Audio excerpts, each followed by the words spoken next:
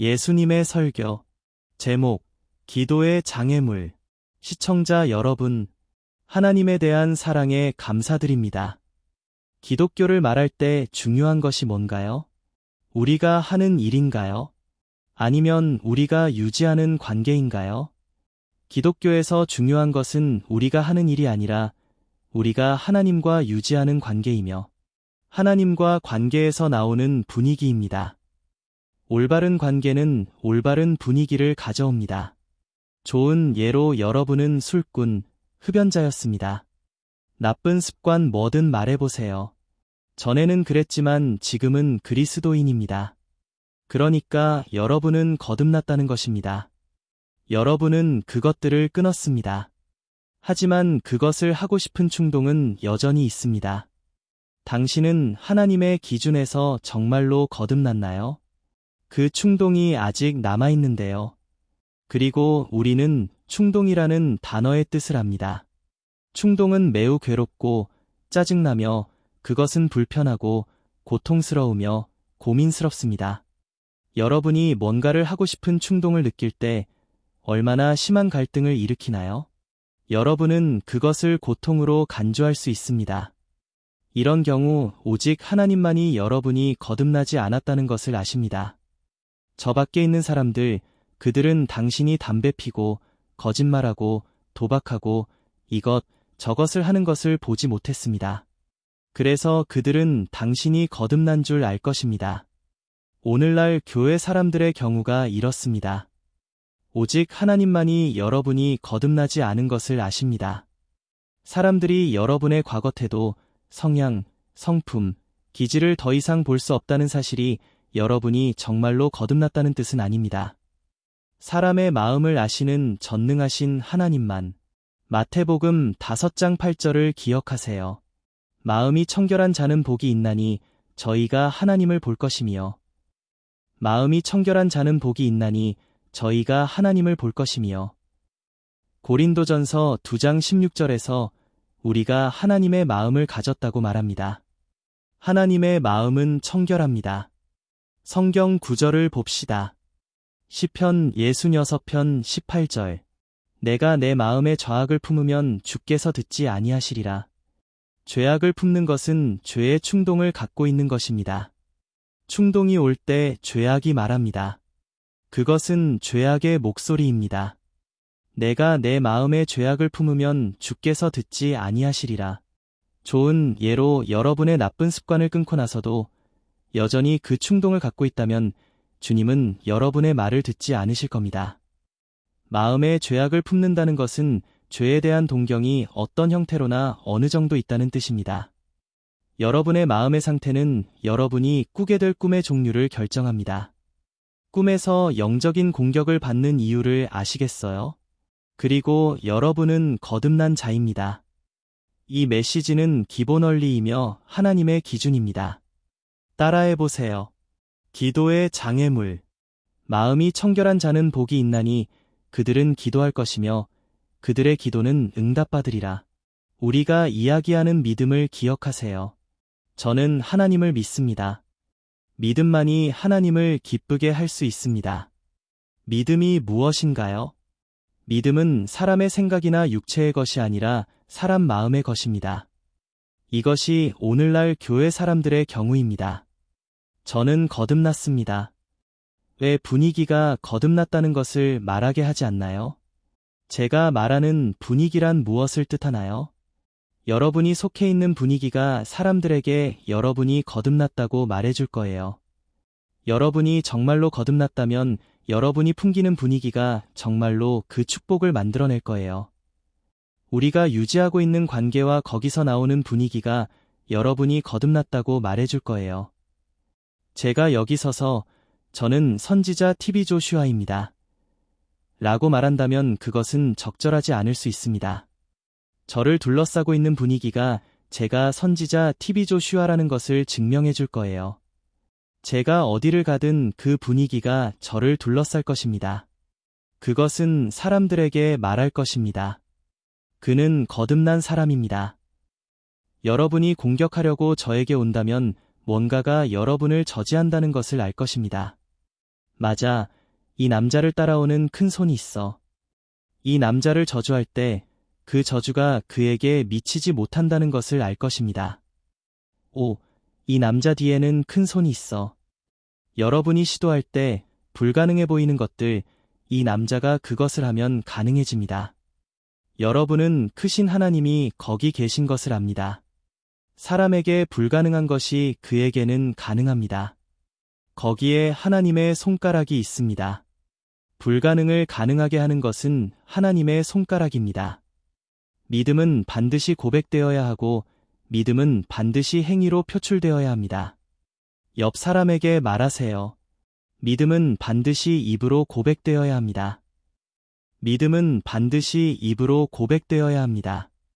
옆 사람에게 다시 한번 말하세요. 믿음은 반드시 입으로 고백되어야 합니다.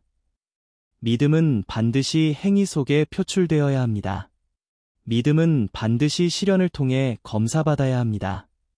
오늘날 교회 사람들의 상황은 그들이 나와서 말합니다.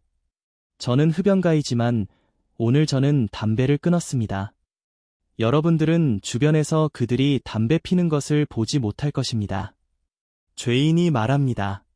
지금 저는 그것을 끊었습니다.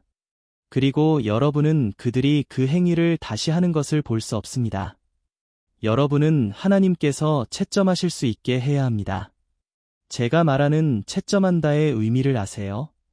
여러분이 그 일을 끝내고 하나님께서 저에게 이것을 가져가야 한다고 말씀하시고 저는 이것을 가져갑니다.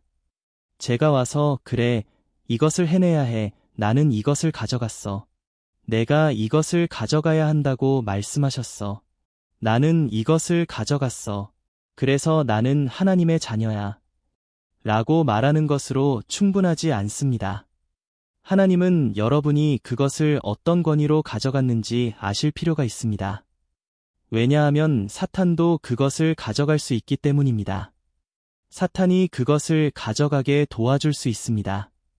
하지만 그것은 항상 고통이 따라붙습니다. 사탄은 여러분에게 돈을 줄 수 있지만 고통이 동반됩니다. 사탄은 여러분이 말하는 모든 것을 고통과 함께 줍니다. 하나님은 알기를 원하십니다. 여러분이 그래, 해냈어.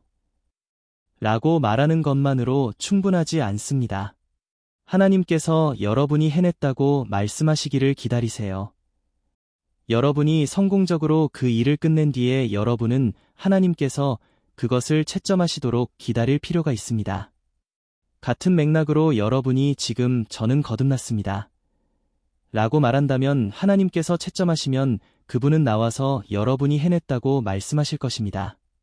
왜냐하면 여러분은 과거의 술꾼이었는데 지금 그것을 끊었기 때문에. 왜냐하면 여러분은 과거의 거짓말쟁이였는데 지금 그것을 끊었기 때문에. 사람들은 지금의 저를 보았습니다. 저는 그 무의미한 일을 끊었습니다. 그래. 세상은 나를 거듭난 자로 볼 거야. 하지만 흡연의 충동, 그 나쁜 일들을 하고자 하는 충동은 어쩔 건가요? 그것은 여전히 여러분을 괴롭히고 있습니다. 그리고 그 충동은 매우 고민스럽고 불편합니다. 그것은 고통입니다. 그것은 큰 고뇌입니다. 이것이 오늘날 여러분 중 다수가 겪고 있는 것입니다. 그것들이 여러분이 가지고 있는 문제들입니다. 여러분은 돈을 사랑하지 않는다고 말합니다. 그리고 이전에 여러분은 돈을 매우 사랑했었습니다. 여전히 돈에 대한 충동이 여러분을 괴롭힙니다. 사람들을 음란물로 이끄는 것은 간음, 부도덕에 대한 충동입니다. 그들은 말합니다. 하나님은 말씀하셨어. 너희는 간음하지 말지니라. 맞아. 나는 거듭났어. 나는 간음하지 않아. 아무도 여러분이 간음하는 것을 보지 못했지만 여러분은 음란물, 자위행위를 합니다. 여러분은 음란물 안으로 들어갑니다. 여러분은 음란물에 의존합니다. 그것은 충동입니다. 하지만 주위의 사람들은 여러분이 자위행위 하는 것을 보지 못했어요. 어떤 여자가 여러분을 건드리면 안 돼요. 건드리지 마세요. 저는 거룩합니다. 어떤 남자가 여러분을 건드리면 여러분은 말합니다. 안 돼요.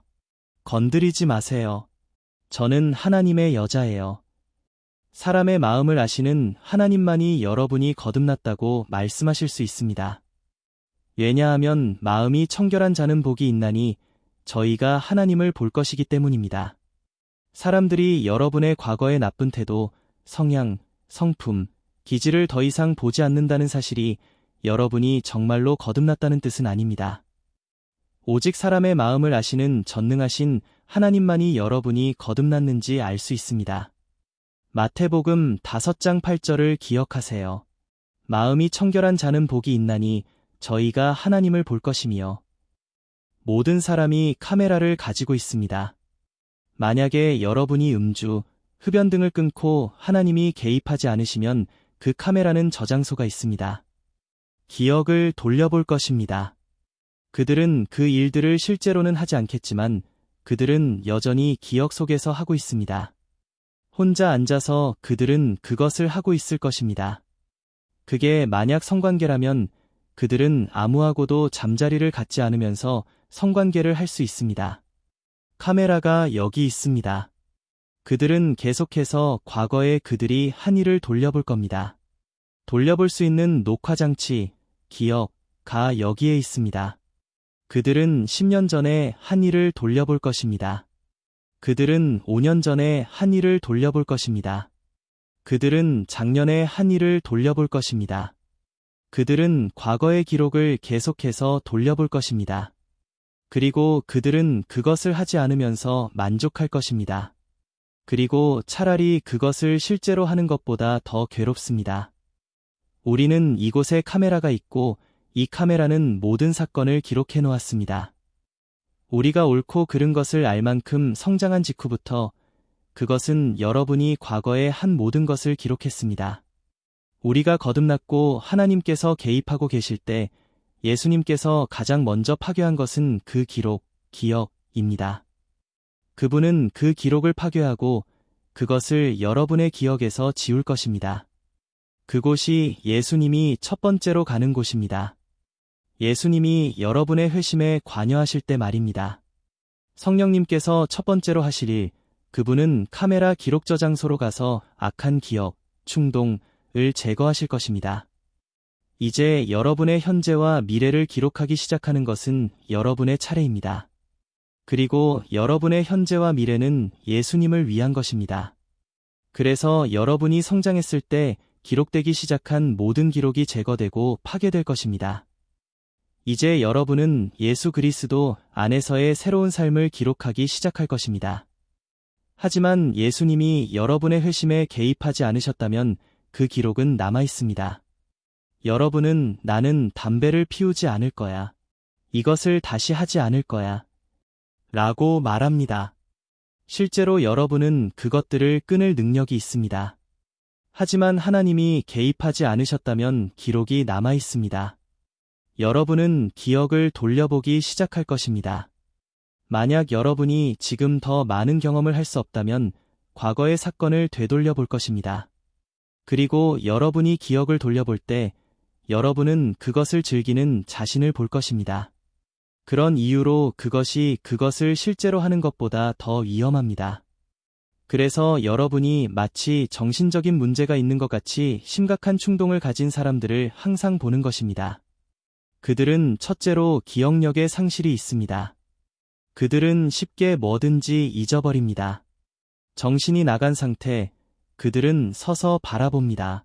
그들은 자신을 잊어버립니다. 심지어 그들은 음식을 먹는 것도 잊어버립니다. 그들은 아침부터 저녁까지 먹지 않을 수도 있습니다. 그들은 음식에 대한 욕구가 없을 것입니다.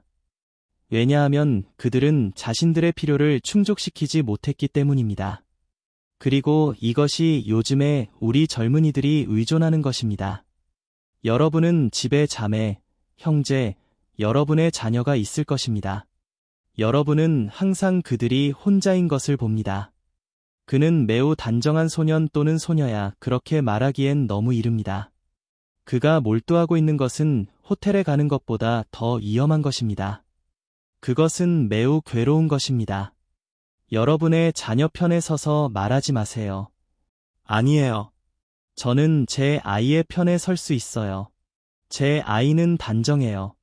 저는 싸울 거예요. 여러분은 자신을 속이고 있습니다. 심지어 여러분 자신도 여러분을 괴롭히는 충동의 개수를 알고 있습니다. 여러분은 자녀들이 인터넷과 그 외의 첨단 기술에 노출되었다는 것을 압니다. 오늘날 우리가 볼 수 있는 모든 것들은 첨단 기술에 의해서 우리에게 제공됩니다. 아버지, 우리는 당신의 임재 안에 있습니다. 우리 마음의 문을 여시고 우리를 성령님께 연결시켜 주소서. 말하세요. 저를 성령님께 연결시켜 주소서. 안 들려요. 저를 성령님께 연결시켜 주소서. 안 들려요. 저를 성령님께 연결시켜 주소서. 안 들려요. 저를 성령님께 연결시켜 주소서. 오, 주님 저의 마음의 문을 열어주소서. 그리고 저를 성령님께 연결시켜 주소서. 기도하세요. 주님 저의 마음의 문을 열어주소서. 그리고 저를 성령님께 연결시켜 주소서. 전능하신 예수 그리스도의 이름으로. 메시지의 제목을 기억하세요. 기도의 장애물. 여러분은 말합니다. 이것이 저를 방해했던 것입니다. 맞아요. 저는 눈을 감고 그것을 보고 싶지 않아요. 저는 하나님의 자녀입니다. 그래요. 여러분은 겉보기에는 하나님의 자녀입니다. 여러분은 믿기 때문에 하나님 자녀라고 말합니다. 그런데 믿음은 사람의 마음에서 나옵니다. 제 말이 맞으면 여러분의 손을 보여주세요. 이리 오세요. 아저씨. 저는 아저씨를 보고 말합니다. 아니요. 저는 보고 싶지 않아요. 이것은 유혹이에요. 저는 하나님의 자녀입니다. 여러분은 겉모습에 의한 하나님의 자녀가 아닙니다. 여러분은 믿기 때문에 하나님 자녀라고 말합니다. 그런데 믿음은 사람의 마음에서 나옵니다. 그래서 저는 그것을 보고 싶지 않지만 제 마음은 그것을 갈망합니다. 라고 말한다면 저는 보고 웃을 거예요. 제 마음이 그것을 동경하지 않는다면 안녕하세요. 저는 그냥 보고 제 갈 길을 갈 겁니다. 제 마음이 그것을 동경하지 않는다면 왜 불평해야 하나요? 그럴 이유가 없어요. 나는 더 이상 이것을 저것을 하지 않아. 하지만 그것을 하고 싶은 충동은 여전히 남아 있습니다. 그것이 요즘 기독교의 상태입니다.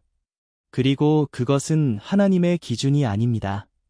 그래서 저는 하나님께 물었습니다. 어디로 가야 하나요? 저는 기다릴 수 없습니다. 제가 이야기하고 싶은 것은 여러분이 일단 축사되면 그 충동은 없습니다. 마음속에 죄악을 품는다는 것은 거기에 죄악에 대한 어떤 종류 또는 얼마간의 동경이 있다는 뜻입니다. 우리의 마음은 교신점 또는 접촉점입니다.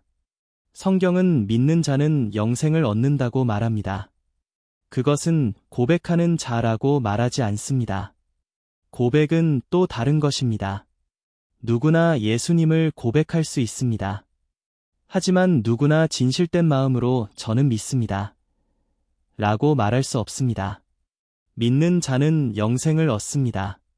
이것은 여러분이 믿는 순간 그것을 갖는다는 뜻입니다.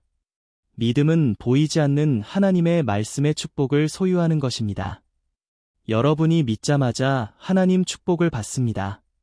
여러분이 믿는 순간 하나님 축복을 받습니다. 묵상, TV 조슈아 선지자가 가장 강조하는 것은 묵상입니다. TV 조슈아 선지자의 묵상의 정의는 이 책의 367쪽 마지막 줄에 나온 대로 오직 하나님 말씀에만 초점을 맞추는 것입니다. 묵상을 다르게 표현하면 하나님 말씀만 상상하는 것입니다.